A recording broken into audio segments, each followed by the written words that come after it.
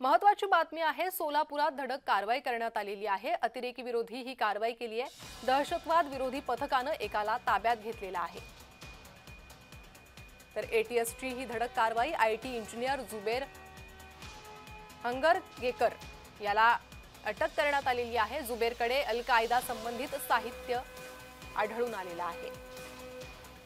अधिक माहिती घेणार आहोत आमचे प्रतिनिधी रवी ढोबळे यांच्याकडून। रवी, काय अधिक माहिती आहे या कारवाई संदर्भात?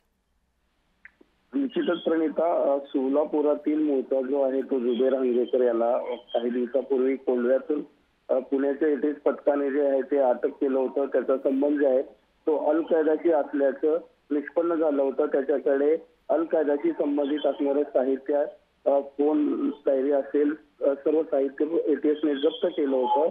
त्यानंतर दिल्ली बॉम्बस्फोटाशी त्याचा काही संबंध आहे का, ही माहितीची चौकशी करण्यासाठी आहे। ते पुण्याचे एटीएस पथक जे आहे ते काल रात्री जे आहे ते सोलापूर मुक्कामी आलेलं आहे। जुबेर हंगरगे हा सोलापुरातील शास्त्रीनगर परिसरात राहत होता।